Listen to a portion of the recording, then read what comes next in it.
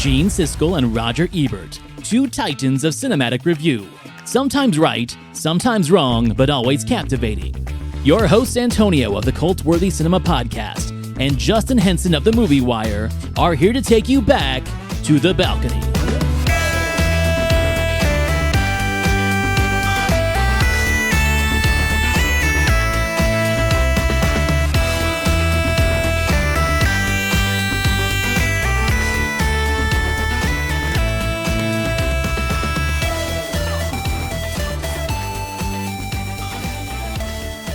Hey everyone, welcome to the show. Very special occasion, not tuxedo worthy in my opinion.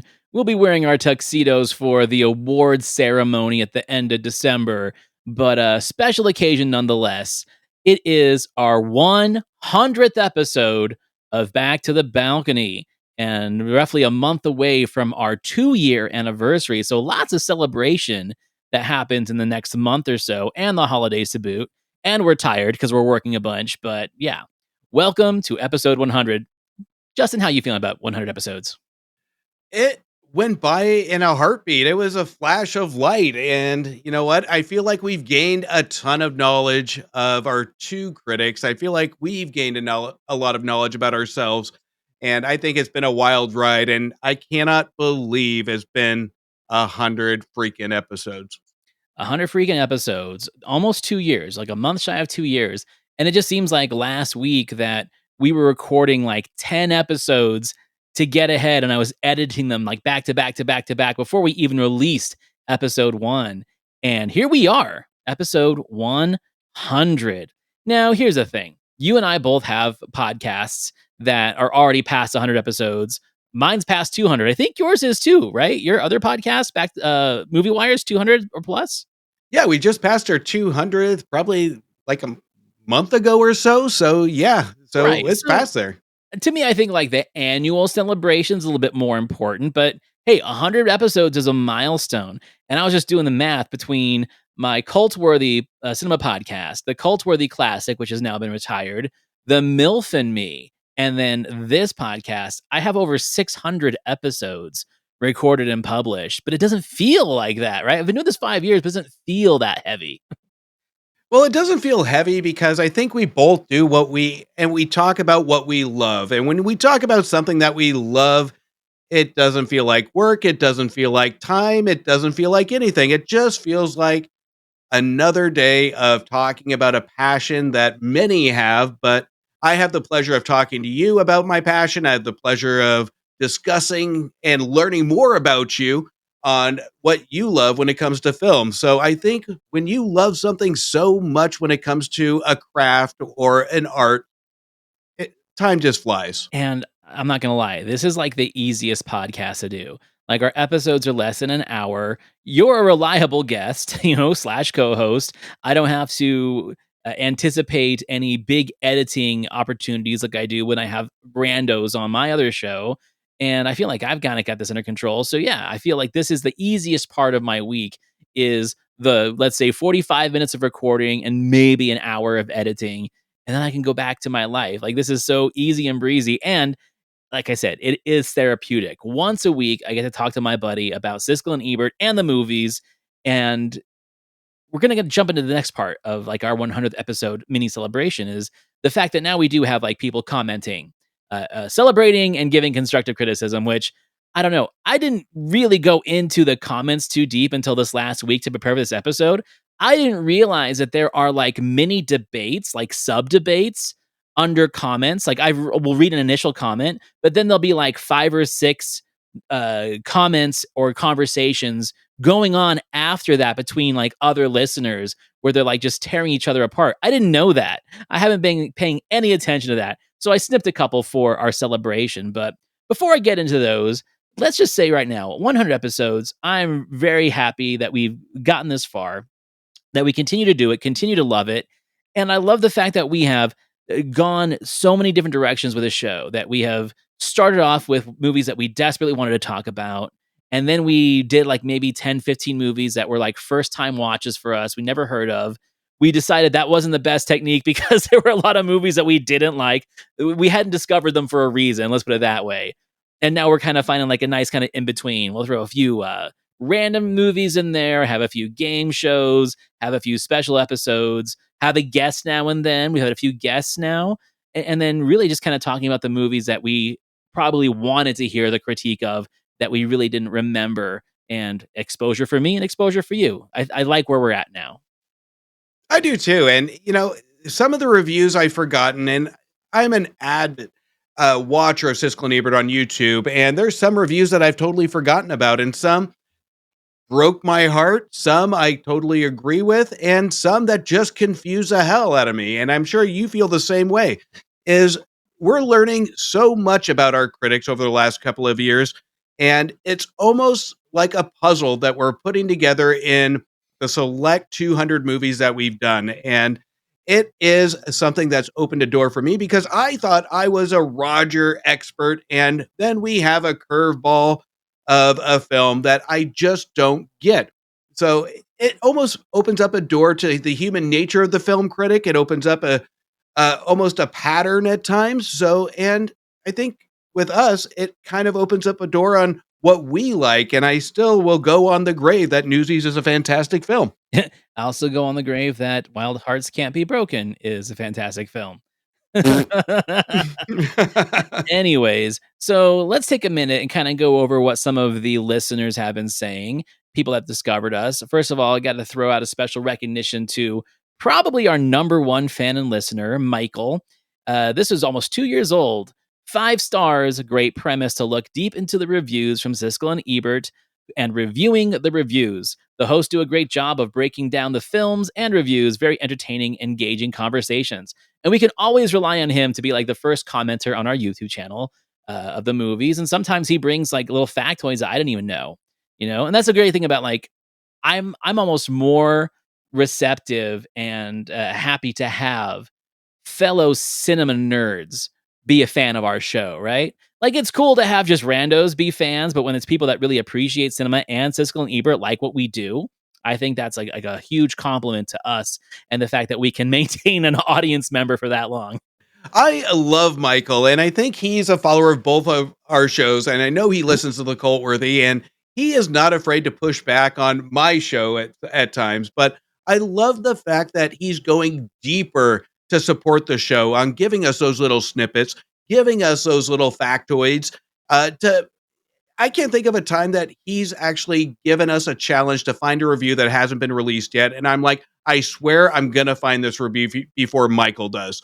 It's almost like a journey of my week to find a review that nobody else can. But Michael has been fantastic. He's been a fantastic fan of the show, and I absolutely appreciate him. Same. And even recently, he's been looking for reviews that we couldn't find, and he couldn't find them either. So at least he's helping us out in that aspect. And you're not in like the Discord conversations or channels of other podcasts that he and I are in. He shares our stuff there too. So yeah, he's definitely trying to get the word out on Back to the Balcony. Super, super appreciative of that. Now, this one from around the same time, username Serene Sparrow, 5 star. Love these two and how they view movies. Reviewing and breaking down the reviews of Siskel and Ebert is super fun and engaging, and how it's presented in the show. At least we're keeping it fun, right? Like, we're not too serious about this job. We are here to have some fun as well. 100%. And you know what? It's one of those that it's so hard to give that fun factor when we're passionate about the movies, whether we agree or disagree. It, sometimes the fun can be on the surface level be lost, but it really isn't because I think that's our dynamic. Our dynamic is the fact that we bounce off of each other to really go against what we can recognize as what we find as fun when it comes to a movie and with our two famous critics. So I absolutely love the fun factor when it comes to critiquing the critics. And I think that's the real defining moment is when we get to the end of a discussion that we have that fun, either bashing, agreeing, or kind of seeing a different perspective of our critics. Right. And it's like we don't go to bed angry either. Like if I disagree with you, it's fine. Like Never go to bed angry. unlike some of these people. This was fun. This was from the Star Trek 5 episode. This guy comes in and says, imagine an old person rating a movie from today that these guys think is the epitome of filmmaking. That's what this review is like in reverse. Stay in your lane. I think it's a lot to go to the mattresses for Star Trek 5, and neither of us said that we hated it. We both kind of like Star Trek 5. We kind of defended it in a sense against the critique of Siskel and Ebert, but I think he just watched the reel where they're tearing it apart and us kind of like maybe talking shit about it, and that's where he went with. Go back and listen to the whole episode. I just use an AI editor to clip those reels, and I don't really like have any investment in those conversations, right? It's not like I'm trying to prove a point with it. They're just to get more viewers and apparently commenters like this one. So calm down. I don't mind it because I think you're absolutely right. They give the highlights, and that's their opinion of the show. But watch the full show, and if anything, come down on me because I'm the one that said that Star Trek Five was the insurrection of the next gen. So if you like Star Trek Insurrection, you're going to hate me more than anybody else that was talking opinions on this show. But I think we were a lot more generous than what any other critic in the world was with Star Trek Five. Hell yeah, we were. Here's a guy. I missed this guy. He hasn't shown up for a hot minute. Patrick Shields on our YouTube channel. He used to come in and comment all the time. I wonder if we lost him or if he, maybe listens, doesn't comment as much. But he is so in the realm of Siskel and Ebert, where he knows every review. He knows every film they did. They know the years. He remembers every film which is in each episode. It's really impressive. I'm like, oh god, why don't you have a Siskel and Ebert podcast, dude? But he was very complimentary and sometimes critical, which I appreciated. On the Buffalo Bill and the Indians review, which you didn't like that movie as much as I did, he did say that, glad you noticed that Roger's taste is more traditional than Gene's. Gene is often the more idiosyncratic critic with little to no care for the popular consensus, and his Buffalo Bill review clearly demonstrates this. I mean, just that vocabulary alone shows that he is invested into what these guys are doing, but he's totally right. Like, Gene was always the more, let's say, contrarian, and I don't want to say that he is a faux intellectual, but he does use a lot of faux intellectual language when he's doing a review for a film that he's not totally invested in. Where I feel Roger is a lot more of a traditionalist of cinema and film history. He's the one that's talking about the old serials from like the 1930s and 40s when he's comparing them to the newer sci-fi and horror movies of the 70s and 80s, where Gene, I feel, just takes a little bit more emotion in his reviews. And I think that's what this guy always points out and is usually very complimentary on how we explain that, especially with me having to tackle Gene's criticism in every episode. You stole the words out of my mouth. Gene is very smart. He's intellectual. He's very educated, but just because you're educated, emotion always overpowers, especially when it comes to art. You mix art with your background, and you're going to have a huge opinion on it. And Gene really did shine with that versus Roger, that I've complimented in the past, because this is why I picked Roger in the first place, Mhm. because he took personal experiences, he took nostalgia, and he integrated that brilliantly in his reviews. And we'll get into it later this year, but Home Alone 3 is a prime example of that. He related to that movie and he didn't care what other people thought of it. And I think he banked on the experience, the nostalgic factor, and a subtle emotional level to it versus Gene that really wanted something more to really impress him on an emotional level, something that he hasn't seen before. And when we take something that we've seen over and over and over again, it's hard to impress those that are emotionally invested when we've already seen it versus those that are reminded of special things from the past, whether that's in filmmaking, your life, or an emotional moment. And these two really contradict each other really well when it comes to those different levels. And I think that was the secret sauce when they're debating or when they're disagreeing or even when they're agreeing with a movie. So I think that is the special element to these two that will be seen over time. Well, and the fact that it was truly an organic mingling of the two, because if there's one thing I can say about not just film criticism, just criticism in general, food writers, book critics, theater critics, it's almost like a lone wolf solitary position, right? Where you lock yourself away with your thoughts and your ideas and your feelings and how you are going to translate that to mass audiences, whether it's in a newspaper, on the radio, or on TV. And what you do is you take two very ego and pride driven personalities and you put them together in the balcony and have them try to not necessarily debate, but kind of offer a series of conflicting or contrasting ideas of film criticism. And sometimes they were like right on point with each other. A lot of times they weren't. We've featured quite a few of those episodes on the show already, but that was the entertainment factor. And I feel that they were the first ones to do it. And then anyone who's tried to do it since is just a facsimile. It doesn't work because it wasn't like this organic mingling that happened on its own, right? Like it was, oh, we need to make the next Siskel and Ebert. And you can't, in my opinion. No, you really can. And I think we've seen that with film critics, and including myself at times, I'll own up to it, is that when we're having a job week over week over week, and we're seeing the same kind of stuff, it can become robotic. And that's where emotion plays a huge piece of it. This is where you have to be invested into what the intent is. And we've seen that from even Siskel and Ebert and all other critics is we forget the intent. We take these silly, pointless comedies, and it's not art. It may be stupid, but at the end of the day, did it kill some time of pure entertainment? Did you smile during it? Did you feel something, or did it just drive you nuts? And we can bet that even with Siskel and Ebert, as great as they were when it comes to how they presented their opinions, some of these movies got lost in the mix of did they see their eighth movie and it was Big Mama's house and they just didn't invest into it of what it's trying to do. So there are stupid movies out there, but the intent is solid. And we see that a lot with critics where they miss a complete point of what audience is trying to entertain. Is we have dumb movies all the time. And even with interviews, we hear Siskel and Ebert say, we see 90% garbage and 10% good. Yeah. But if you put the true intent into what you're criticizing, you probably are seeing a 50-50 mix, to be purely honest, on where the audience is, what the filmmakers are trying to target.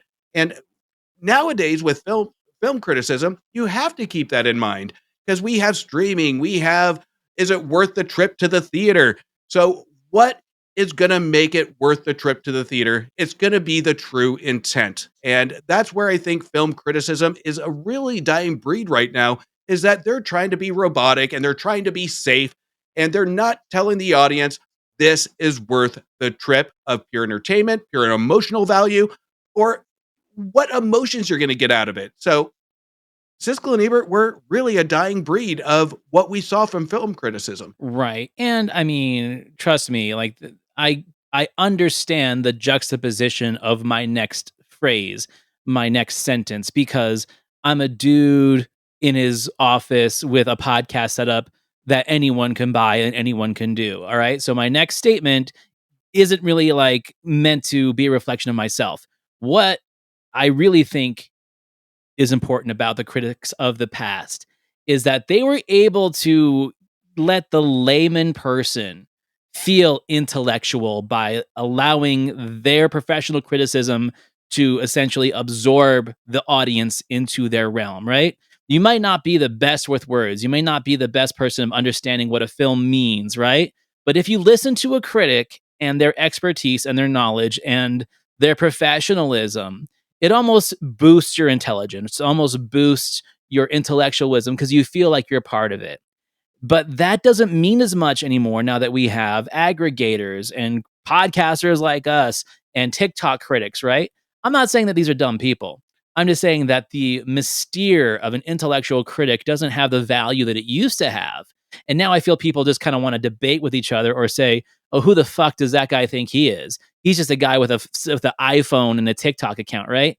It kind of muddled the waters. So I think me being more of an appreciator rather than trying to call myself a critic is what keeps me from entering that lion's den, right? Where it's like, I'm not trying to pretend I'm an intellectual. I'm not trying to get people on my side. But that's what I appreciated about the old school critics is that you could use their intellectualism to feel smart and opinionated about something and validated if you agreed with them on a movie. I give a fuck if Film Bro 97 liked a movie that I did. It's like, yeah, good for you, brother. And if I didn't like it and he did, it's not going to hurt my feelings. It might hurt his, but I don't give a fuck.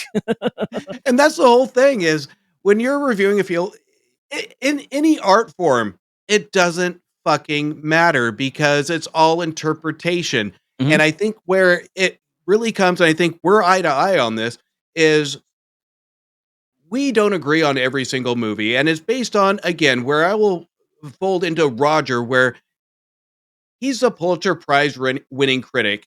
Gene is the intellectual, the one that had, I think, went to Harvard, right?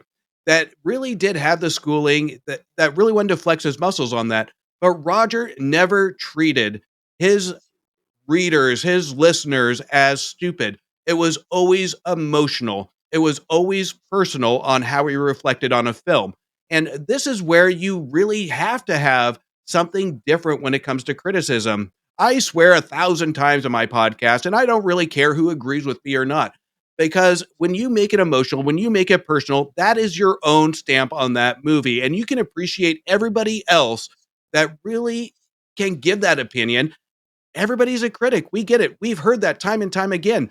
But if you're just giving a critique on the statistics of a movie, the filmmaking background, what without emotion to it, it's robotic. Anybody can do that. Anybody that studied film can do that.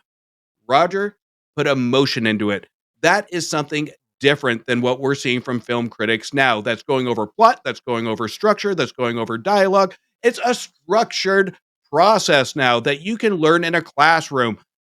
So it's one of those that it makes me, as I talk about it, appreciate old criticism from the past even more, is because we saw that last emotion without the fear of pushback from online blogs or online chat rooms. At the end of the day, if you're going to critique a film and we're going to talk about film, it doesn't fucking matter what everybody thinks about it because you're not going to agree. That's again the last great debate of talking film is nobody is going to agree on everything. It's a 2-hour piece of art sometimes that you're not going to agree for the full 2 hours. Anyways, before we get too deep into that, there's a couple other ones I want to cover before we do a little couple of factoids about the show and then jump into our movie, which is our Thanksgiving movie, but it's like our post Thanksgiving movie because Thanksgiving technically was last week, but we had movies that we had to fill in there, so we'll go over that in a second. So first of all, you're gonna like this because this was a personal attack at you. So our chorus line episode had a lot of views, but it had more comments than it had views and likes. The people got wild in that comment section, defending the movie, hating the movie, blah blah blah. But this one guy, I'm gonna leave him nameless. He called you out, buddy. He said, "Hey Justin, the word is adaptation, not adaption." And I just had to correct this gentleman because it's in the dictionary, brother. Adaption is a variant of adaptation, which refers to the process of changing to suit a new purpose or situation. The word can also mean a version of something, like a book or a play that has been changed into a different form, such as a movie. Now, is it the word of my choice? No, I use adaptation, but I knew that adaption is just another word for it. So I went to the mattresses for you, buddy. I appreciate you because I'm not going to sit there and nitpick on words. We do a 45-minute podcast. We both have our podcast. So in a 45-minute podcast, if you're going to nitpick one word, I'm going to take that as a compliment. So Well, if I knew it was wrong, I would have corrected you a long time ago. But I knew it was right, and so does the Oxford Dictionary. but I appreciate the comment. I appreciate the criticism. I will learn a new word every No, day. no, it's a I will real pull out word. my I like it. I like it. I'm adaptation. You're adaption, right? It keeps us different. Okay, so how about this? This is the thing that just drives me crazy. In the 100 episodes that we've done, you know already what our number one viewed, and not just viewed, listened to episode of all time is. What movie is it? A Home of Their Own, which baffles the fuck out of A me. Home of Our Own with Kathy Bates and Edward Furlong. and it's gets like 20 views a day on YouTube. It's almost to 800 now, and it's like in the 300s for audio listens, where everything else is around the 200 range. And then on YouTube, it could be 2, 300, sometimes like 100, whatever, or less. Depends on the movie, depends on the algorithm. But Home of Our Own is growing, and it keeps growing, and I can't understand it. And I'm wondering like what the next one is going to be that breaks that cycle. I mean, how can that be our most popular film? I'm telling you, we got to do a Kathy Bates test here because out of any episode, I wish this had the most comments because I need a looking glass into why that one was so hot. But you know what? We're gonna have to dabble with it a little bit. Was it Kathy Bates? Was it the director? What was it that made this one hot? And I think we need to kind of just throw some episodes out there to kind of test the waters because I have no clue. I am because I think when it first started taking off, I was going through blogs, reviews, Reddit, trying to figure this one out, and I still cannot figure it out. Neither can I. I mean, Chorus Line had a bunch. Hook had a bunch. I think Hook might be number two. I think it's like 500. Hudson Hawk is in the 300s. Like, those are movies that I think are interesting that they got so much. But yeah, Home of Our Own, almost 800 views. Who knows? By the time this episode comes out, it could be 1,000. You never know. Sometimes it just jumps dramatically. I think it's crazy. But anyway, thank you for watching and listening and commenting on Home of Our Own. Now that you've plugged it, it's probably going to jump another like 1,000 listens, and by the time the week ends of this release. Oh shit, we should drop that name every episode. So anytime we catch a new viewer, they go back and watch it and just keep that algorithm going. Get us in the chain of links and algorithms. Hell yeah. All right. Well, okay, that's enough of that. We've uh, essentially held each other's dicks long enough for this conversation. 26 minutes.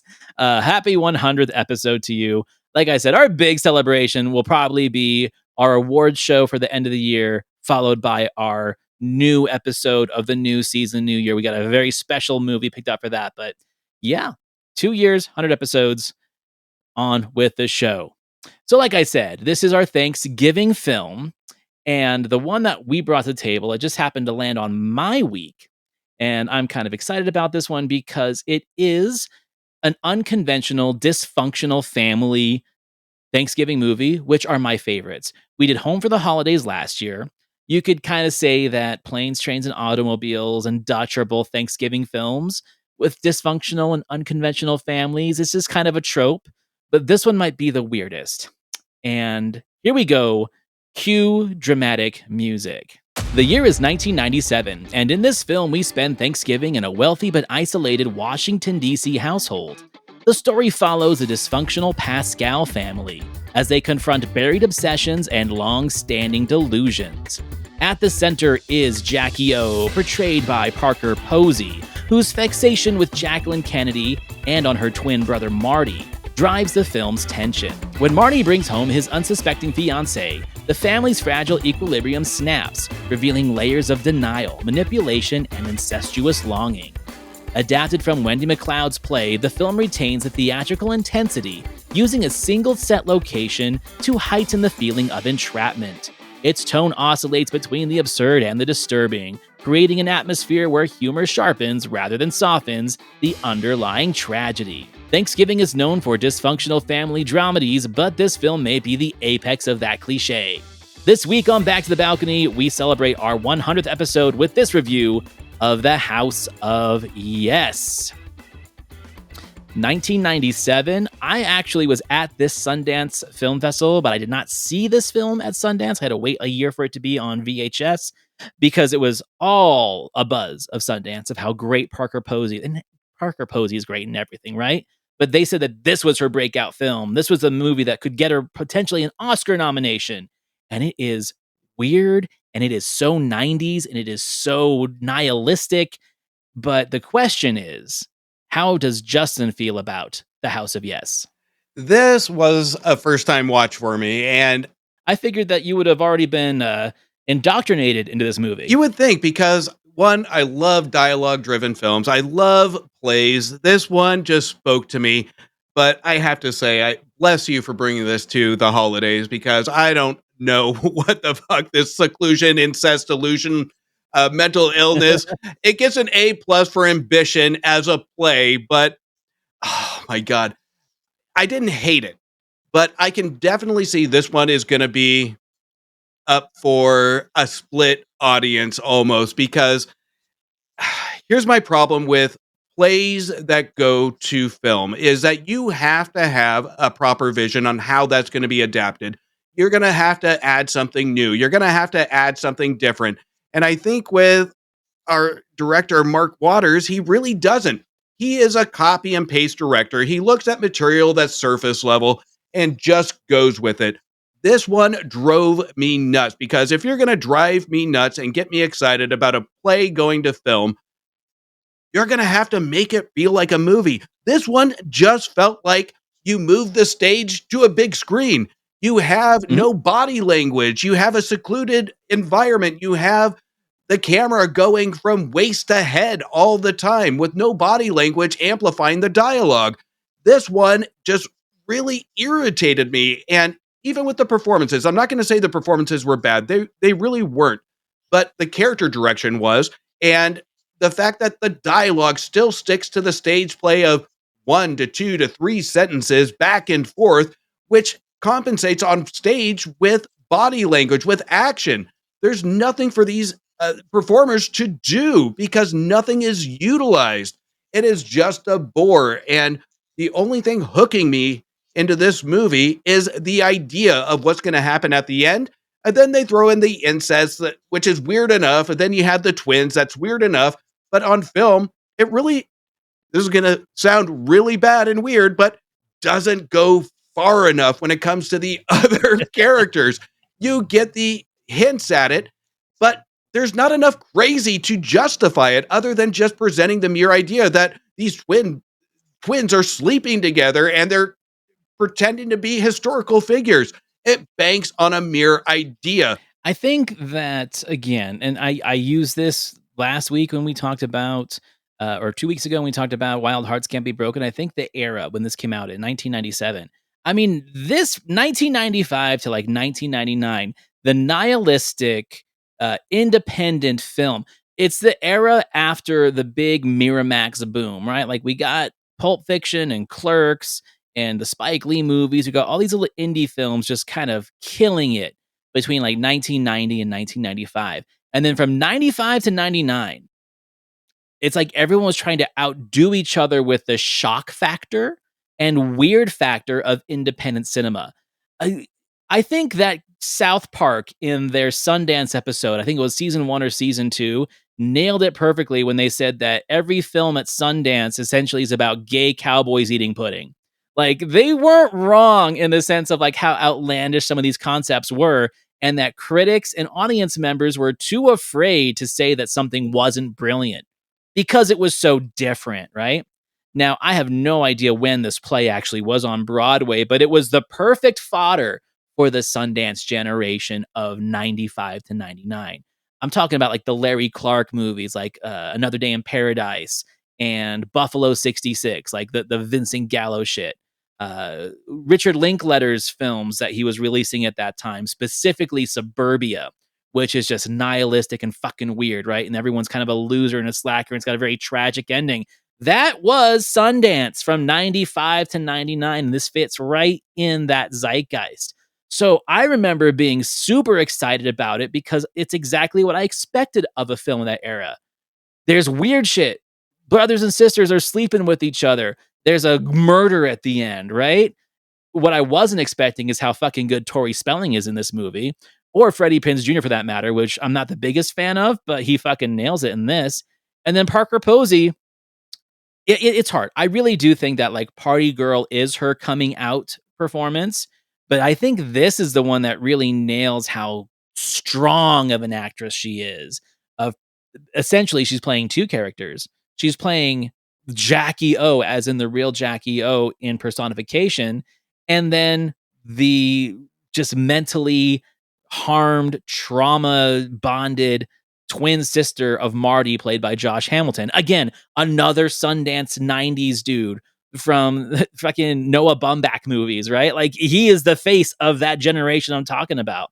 So I think in that era it works. I'm stuck to that era, so it works for me, but I've shown this movie to lots of people, and they all feel the same way you do. Well, it's hard to be invested with a lingering topic of incest, and you're just holding on waiting to see where the filmmakers are going to take this, and it really doesn't go anywhere. You're waiting to see, oh man, we had the incense topic, when are they going to sleep together? And then that's the forte of the movie. We even get to the climax where we have that awkward brother and sister scene with the gun. Elongate that scene, make it more suspenseful. There are so many elements here, and not even to mention the mother that kind of just comes and goes to kind of give just whispers of the background, such as you came out of the womb holding his penis. Okay, classic line, I'm sure, but at the same time, it's like there is nothing of substance to really define this insanity of these two. There's nothing of substance other than brief 2 to 3 sentence banter between them, or I never thought I'd say this, but Freddie Prince Jr. probably gives the best performance of his career here, where he is not the 100%. star of the movie, but he is the absolute exclamation mark of the movie. He is subtle, he is good, he doesn't conquer the screen, and Tori Spelling does a fantastic job here.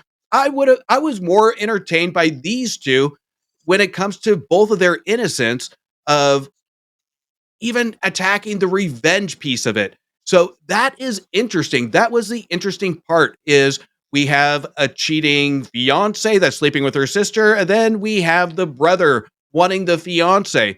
These two define innocence and almost an innocent revenge, but the in between the lines, there isn't enough to justify it. These two don't have enough material to really give us anything more than that. It is really for a play. If this was a cut and paste adaptation, I would almost question the play because there isn't enough in between to entertain or give curiosity to what's going on in these characters' heads. Because can you imagine walking in on your fiance, sleeping with your sister, and you just kind of shrug and sleep with the brother? Come on. There has to be something more than that. And that's where I think this movie misses is it just banks to your point is the shock factor and saying, you know what, we're going to be very quiet. We're going to be very subtle with the dialogue, have the shocking topic, cross our fingers that people are going to say, this is absolute brilliance. It's meant to be subtle. And it just doesn't work. So I think where I come from is the idea that the subtext is that this family isn't necessarily a family of notoriety. They are a family of means and wealth, probably inherited wealth, but they're not a family of notoriety. However, their self proclaimed pretentiousness is all based on the fact of the proximity to the Kennedys. They live right next door to the Kennedy compound. So, in a way, they're kind of like living off that vibe that we're may as well be Kennedys because we live right next to them. They've kind of modeled their life, especially Parker Posey's Jackie O, after the Camelot, right? After this Kennedy dynasty. That's what they modeled it on.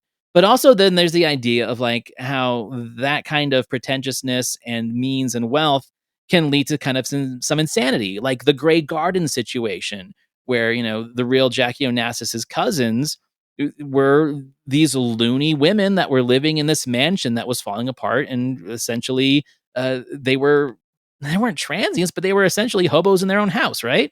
That's a famous documentary. I think it kind of plays on that where the insanity comes from, especially Genevieve Bujold as the mom, who I think is wonderful in this. She actually portrays that, okay, this insanity is actually genetic. It's inherited because she's got it too, and she's passed it on to these kids. If not genetically, she's essentially put it into their brains. She's tempered them in madness. And I think that's kind of where it comes from. When you hear about like these political families are all a bunch of loonies behind the scenes, I think this is kind of the amalgamation of that, where this is like the playwrights, screenwriters, filmmakers take on that idea that Washington D.C. doesn't really exist. It is just there. And these people who have been there for hundreds of years since the founding of the country have this weird pretension to think that everything belongs to them and they're entitled to everything.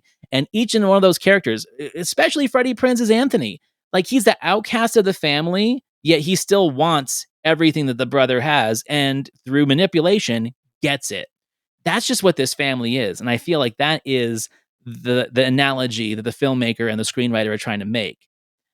I could just be creating that all by myself to appreciate the movie for what it is. It could not be that, but that's the way I translate it, and it works for me, and it makes me like the movie, I think, more than you do. Well, and I think that's where the interpretation comes into play because when we take characters that are rich, they're privileged, and you add in the Kennedy name, you're going to automatically go to the route. This is going to be messaging about rich. This is going to be behind the scenes rich of hiding mental illness, excusing actions done from the past. We are have all these hints in this movie of a message towards the end, but it just doesn't land. It is so vague in its messaging. It's almost frustrating that we have to really have a magnifying glass to these characters because I watched it twice because the first time through, I didn't I didn't get the message. I didn't know what it was trying to do. So back to back, I watched it. Second time, I did almost like what you did. I was reaching for something to try and put these puzzle pieces together to make this movie make sense, where this isn't about a mentally ill woman that thinks she's Kennedy or that she is rich or whatever it may be. There is missing pieces here that this is one of those movies we see time over time that almost purposely, and I think our writer director Waters did this on purpose, to be perfectly honest, based on his background, is he left holes hoping an audience will fill in the gaps with what they think is going to happen because the Right. material doesn't support anything that's really going for. You cannot nail a point when the longest piece of dialogue is less than a paragraph and a half here. There is nothing here with the back and forth banter that really lands a message. And a lot of the dialogue is too clever for its own good, where it's essentially setting up for some kind of clever quip or whimsical dialogue that mostly comes from either Jackie O or from Genevieve Bujold. And again, I think that the other part of the Jackie O personification is the fact that Genevieve Bujold is not a very maternal figure. She has a line that I loved about you don't raise kids. Essentially, the kids raise themselves, right? You're raising people, and she's not a mother figure to Jackie O. Therefore, Jackie O is learning how to be a woman from a dead person, from a dead former first lady whose husband was assassinated. And that whole traumatic experience actually molds its way into her psyche to the point where her and her twin brother have like a weird kind of cosplay reenactment of it that leads into sexual exploration. It's fucking weird, right? But again, it's a 1997 Sundance movie. Of course, it's weird. I think the last thing I want to say about the film and like how it holds up is that again, this is not a film for younger people because younger people aren't going to know who any of these characters are. They're not going to know who any of these references are. And so I think that this is definitely for like the older generation. And that's fine. I would hope that someone who watched it and didn't understand it would look into who these people that they're trying to be actually are. It's like, yeah, Kennedy was a president and Jackie O was his wife and he was assassinated and she saw it and all these different names that they drop. Like this is set in like 1983, I think. So it definitely plays on things in the past. I just don't know if the younger generation who finds this movie is going to appreciate it if they don't know about it. So my suggestion would be if you like what the movie is doing, look into what the references are and then go back and watch it again. Because I have a feeling that this is a better movie for people that understand it the more they watch it, which I know isn't the intent of Siskel and Ebert. They're going to tell you whether they like it or not and if it's worth your money. But I tell you, the more and more I watch this movie, I'm not saying I like it better. I'm saying that I'm absorbed into it more. I feel like it becomes more uh, accessible to me. I think the last thing I will say about it is if we had the vision of what we got from the opening 5-ish minutes of the opening scene with Jackie O going through this fantasy, we integrated some of that vision, that filmmaking into a non feeling like play movie, then we could have been more invested into Jackie O. We could have been more invested into this character of what she's going through. And I think that would have added some clarity to it of I think that is a missing element of we don't get to know these characters with such simplistic dialogue that I think I agree 110% that is too smart for its own good, or it thinks it's too smart for its own good, that I can have intelligent dialogue, cut and paste from the play with two sentences, and people will understand it. I think we needed that adaptation of the vision of Jackie O transcribed throughout the movie, what she's seeing, what we're seeing through her eyes, what her intent is. And that is something that when you go from play to stage to screen, benefits when you're adapting a stage play to a screen that you can integrate those things. But this, again, just feels like a cut and paste adaptation to screen. It is kind of weird that Rachel Lee Cook plays the young version of Parker Posey in those flashbacks, who has psycho sex with her twin teenage brother. And then later on, Freddie Prinze Jr. plays their younger brother. And then 2 years later, they would star in She's All That. It's a weird thing. It left a bad taste in my mouth. But anyway, I digress.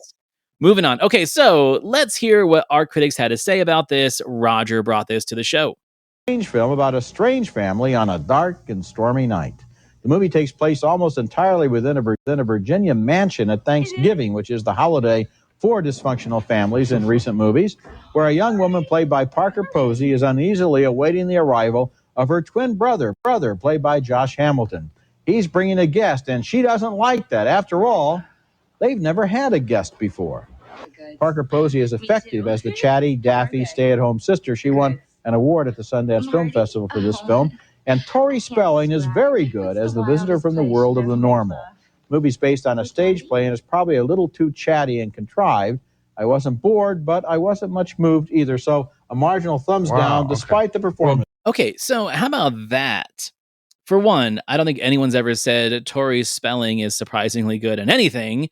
And she is. Like, where was this Tori Spelling? It really makes me think that she was just had a bad agent. And her dad is Aaron Spelling. Like, how does that happen? But Tori Spelling is notoriously known for being like not a great actress, almost a satirical take on herself or a caricature of herself. They even use her in the Scary Movie, or not Scary Movie, but the Stab franchise, right? That she plays a character in the satirical version of the Scream movies. But here she's good. Like, I think she really shows some real talent in this character. And it's not just her being bubblehead Tori Spelling. I mean, this is a bubblehead character, but it's different. It's damaged, it's deeper, and there's longing and there's regret, and then there's some fight in that character. And the moments that she does share with Parker Posey, she holds her own 100%. And Parker Posey just tramples over everybody in this movie. But the fact that she holds her own against her, I think, is really cool. And I'm glad that he mentioned that. But he said something that I think really goes in par with what you're saying. He's like, it's not that it's a bad movie. He's just not taken by it. It's a wishy-washy feeling, and I get it because it's kind of a wishy-washy movie. It's like one of those that I can vision myself being engulfed on stage with this when we have the characters owning the stage, where they have to have body language, they have to react, not just speak lines. Here, we don't get that. And what I'm going to push back against Roger is, can we please stop calling this a fucking strange movie? It is a damn right weird movie when we're banking on incest as a driver here, where we're having these characters driven with less shock factor when they're discovering what's going on between these two. It's beyond strange. Let's just call it what it is. I think that argument is null and void because it was a Sundance film that came out between 95 and 99. I stand by that. Oh my If you came God. out in that period, you could be as strange as you want and no one batted an eye because it was expected. Don't put it in print because it's going to come back to stab you. All right. But again, Tori Spelling, again, she is almost a satire here because she does play a character when the dialogue doesn't support it, where she does play, to your words, almost bubblehead, but not quite a bubblehead, but she plays that innocence. But this is one that almost, I think, leads to my frustration with this movie is we could have seen something more. This could have been a breakthrough performance for Tori Spelling because the lines are so simplistic because they treat this character as almost a bubblehead, as almost as innocent. And I love that fact. I complimented between Freddie Prinze and her, where I wanted to see more from it. There is more from this character to focus. We look at Jackie O, where we're focusing on the mental illness, the main character of it, when we should be focusing on how that's affecting others, because we do have hints of that feel more interesting and less weird than the incense factor of it. So I think that was missed by the adaptation here. And again, this could have changed the course to two actors here, and that's Freddie Prinze Jr. and Tori Spelling, because they overpower. There's an ambiguity there too that I didn't mention before we did the review that I'm still not convinced. I've seen this movie many times. I'm still not convinced that Marty did not bring her to the house just to elicit a reaction from Jackie. You don't know. Like they seem in love. They have a flashback about what they do on their Sundays and things like that. But at the same reason, he knows that his sister's fucking crazy. So why would he bring this girl that he knows his sister's going to hate other than to elicit a reaction that he wants to get Jackie to be crazy enough to essentially reignite their sexual connection again? It's not there in the text, and I think it's there in the subtext, but it's also not committed to that idea. It's ambiguous. It's letting the audience decide whether or not Marty's just that dumb that he didn't think this was going to happen, or it was intentional. There's another movie that does the same thing, Junebug with Amy Adams and Embeth Davis, where the husband, Alessandro Nivola, he's from the South, but he's living in Chicago and he's like trying to pretend that he's this hoity-toity art guy. And he brings his new wife, Embeth, who's an art dealer, to the South, like South Carolina with his redneck family. And as soon as he gets there, he just fucks off and lets her deal with the family the same way that this guy leaves Tori Spelling to deal with the family. Is it intentional? Is he trying to ruin his marriage? Like, what's the motivation here? And I felt the same way in both movies. Is like, this guy just seems like he's just a fucking asshole.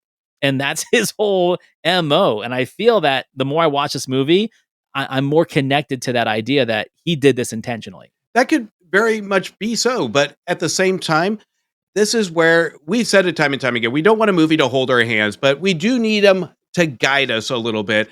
I can easily say he wanted one last sexual adventure with his sister before he wants to end his life, because that's kind of what we're getting into. The whole movie surrounds mental illness, not just with Parker Posey, but with Josh Hamilton as well. So we are left with questions of, these two suffer the same damn feat, where right.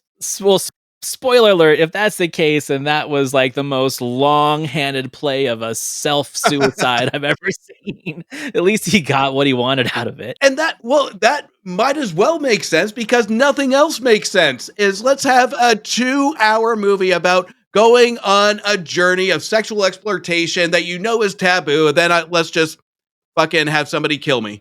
All right, well, let's hear what Gene has to say about this. You were starting to worry me there because I didn't care for the picture, and I think that the Jackie O conceit, frankly, ruins the film. It's what the film is about. But Roger, no, it can be about something and not be good in this presentation. And that bored me. I thought it was clearly mannered, and actually, the Tori Spelling performance, who you wouldn't expect given the reputations of Posey and her, she's the one that I think makes the film come alive. Well, she's the one who represents our interest, because she's the same person who gets into this situation. But I think you have to concede that the director has the right to make one of the people obsessed with Jacqueline Kennedy. He does. I mean, that's the whole premise. But he makes it. But Roger, that's not really new. It seems so mannered. And when I say not new, what I mean is using that character. It would be like somebody bringing another Marilyn Monroe. Movies have you seen with people who thought they were There Jacqueline is so much in the culture, Roger, and the Marilyn Monroe fixations, those kind of things. Pick some other character. Frankly, it's tired. Why not pick Betty Crocker and do it better? Well, you know what? I'll see that picture first before I'll see this one again. Okay. You didn't like it. Let's get that on the record. I didn't like it, but I think that the objection is kind of strange. Okay, so like, I want to give Roger a great big hug because he's 100% right.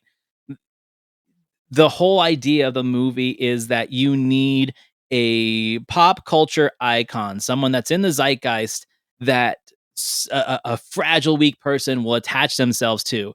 And he's 100% right. It could be Marilyn Monroe. It could be Julia Child. It could be anybody. In this case, it's Jackie O, and the movie doesn't throw that out there randomly. It says that from the beginning. Like I said, they live next door to the Kennedys. This family has emulated their life in the style of the Kennedys the whole time. And so that's why that character makes sense to me. Once again, Gene wasn't paying attention to the film.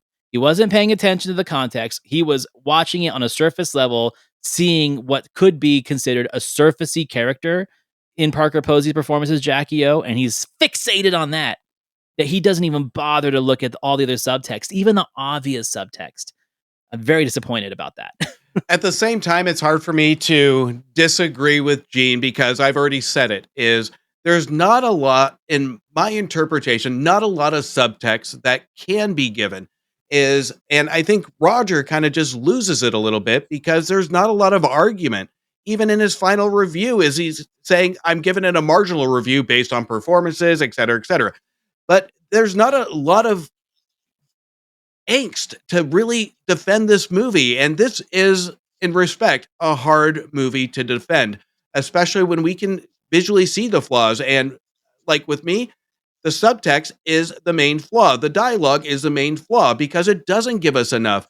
The performances are the ones that are, the weight is on their shoulders to deliver us something convincing, knowing that there's not a lot in the spoken word to really drive us to a solid determination of what these characters are trying to do, what their intent is, or what the outcome's going to be, or what their mental state is by the time we get to the climax.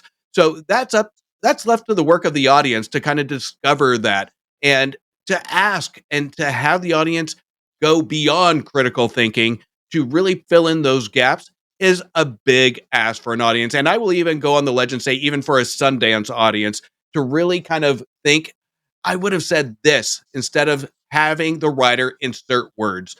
And see, I'm 100% on Roger's team because what he is saying is what I'm saying. There's a lot more there in this film, and you shouldn't ignore it or dispute the fact that there's a lot of good in this movie, even though it's not a good movie for some people, right?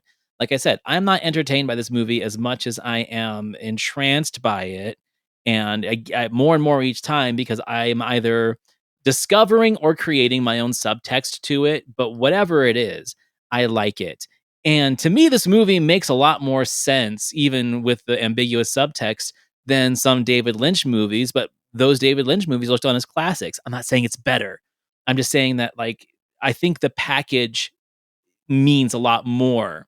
The director means a lot more. The idea that an auteur like David Lynch can make a movie that's completely just fucking bonkers and makes no sense, you have to discover the sense to it. Where this one, it tries to paint a picture for most people to understand, but I think that there's a lot more dark underneath it that you have to discover later on. Does that make it a better movie? No. I'm just saying that I think that it's getting shit on a lot more by these two than it deserves. But I respect the fact that Roger points out that there is a lot more there. It, there might be some there, but I think this one would have been a better interpretation and people would have gotten more from it if, I don't know if you remember the choose your own adventure books from the 80s and 90s. I think that would have been that would have been a better strategy for teenagers or kids. Who's Leslie going to sleep with? Is Jackie O going to be on page 128 or is Anthony going to sleep with Marty? So I think that would have been a better strategy here. At least we would have had more written word to really describe what these four characters are doing and what they're feeling. So I think on the screen adaptation, I think Waters should have had that at top of mind saying, you know what, if I'm going to get crazy, I'm going to get fucking crazy and I'm going to go absolutely absurd with this. The only thing keeping it from being a 100% true Sundance film is the fact that Freddie Prinze Jr. did not have sex with Josh Hamilton, is what you're saying. If they would have had that scene, then that would have been the perfect Sundance film, grand jury prize, right? Hey, at least that would have been a looking glass into this family on how close they are. Yeah, I mean, I'd watch it. All right. Okay, so you and I have, I think, a bigger disagreement with the critique than we do with the film. I do not like Gene's review at all. I think it's a solid F. I think that he put zero effort into understanding the film. But again, as a critic, I get it. You're not there to understand and dissect the film for the audience. You're there to say, hey, it's a good film or it's a bad film. It's worth your $10. It's not worth your $10. But I don't think he let himself into the movie. I think he was hyper fixated on the idea that Jackie O is this weird personification and Parker Posey is such a big character in it. and that's what they're trying to sell the movie on. I don't think so. I think that he just fixated on that, ignored the rest. I mean, this is 5 whimsical scenes away from being a Wes Anderson movie. It really is.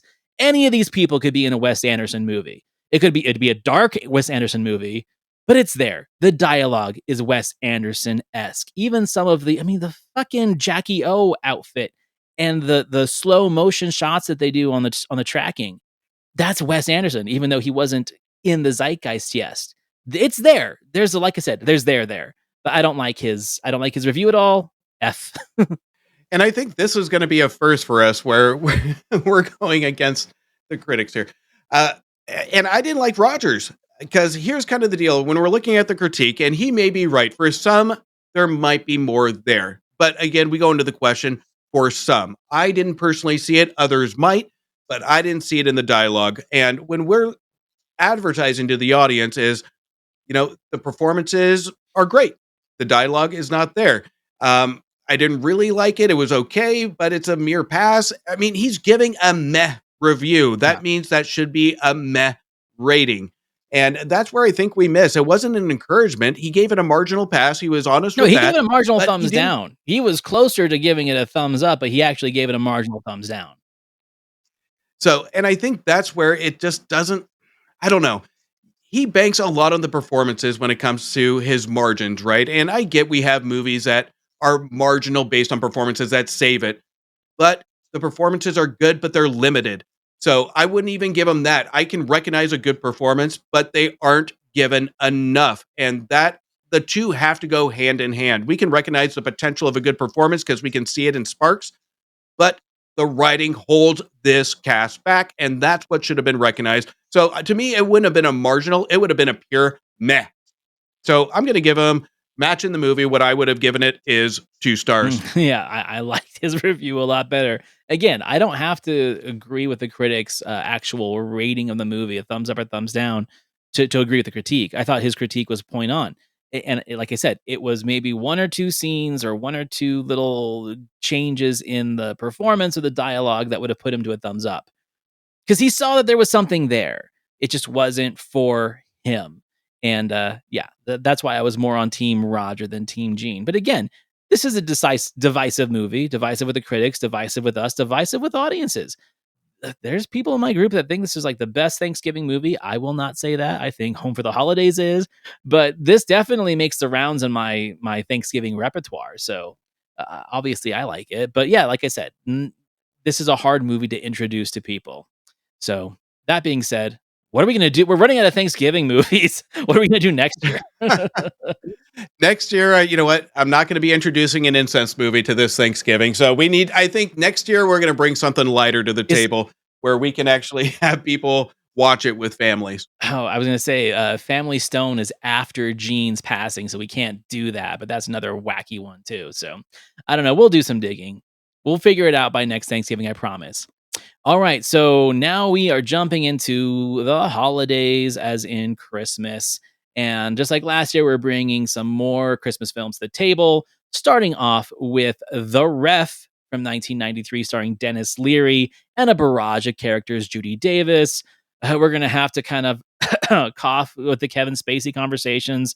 Have we done any Kevin Spacey movies? I don't think we have in 100 episodes. This will be our first Kevin Spacey movie. Thank God he's not the main character. But yeah, that's going to be an interesting conversation as well. But The Ref is a very interesting Christmas film. I'm not going to say good or bad. We're going to wait till next week, but I'm glad we're having the conversation. Can't wait for that one. And again, I've never asked you about this film, but I'm definitely curious on your thoughts. And I have an intuition of what you're going to say. So we'll see if I'm right. Everyone, thank you for watching, listening, rating, reviewing. Hey, it's 100 episodes. Do us a 100 episode favor. Jump onto Spotify or onto Apple Podcasts and leave us a review.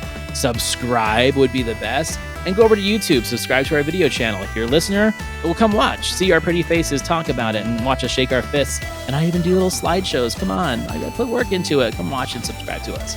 And you can follow me, Antonio, over at thecultworthy.com. And you can find my friend Justin Henson over at themoviewire.com. Happy 100th episode, and I will see you next week. Happy 100th. See you next week.